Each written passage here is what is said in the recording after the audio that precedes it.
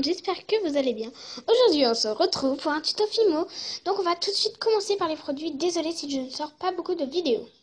Alors on va commencer par de la pâte Fimo un peu marbrée, mais je connais pas la couleur exacte vu que quelqu'un me l'a donné. Un peu de pâte. Donc alors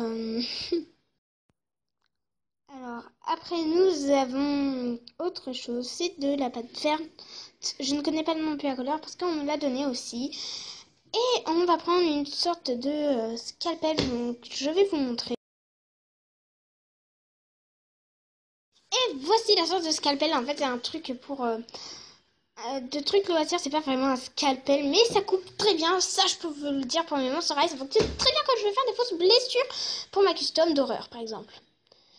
Donc, je commence par faire un boudin de verre. Donc, avant, je fais une boule pour pouvoir bien la malaxer, parce que c'est vrai. Il faut la malaxer très beaucoup quand même, parce que c'est vrai que voilà, il faut qu'elle devienne molle, et vu qu'elle a laissé à l'air, et ben du coup c'est pas français mais voilà. Donc du coup j'ai dû je vais longtemps. Donc là je nettoie ma plaque de carrelage et je commence à faire un boudin maintenant qu'elle est bien chaude. Alors un boudin, mais je ne sais pas ce que je fais des fois en fait. C'était la première fois que je faisais les marteaux. Donc là je faisais le boudin.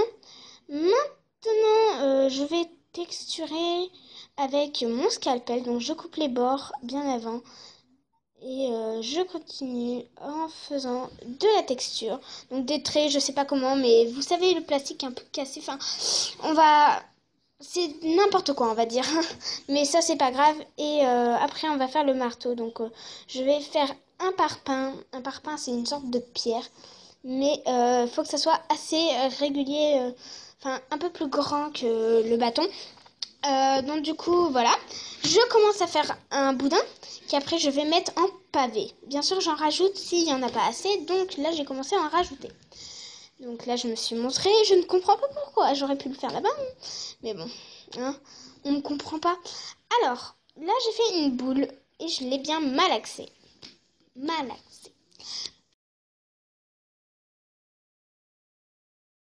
Donc là je commence à faire la boule, hein.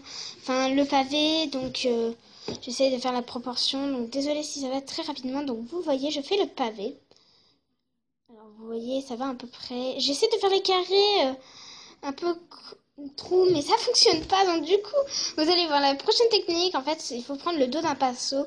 Et bien sûr vu que ça passe vite normalement ça devrait aller.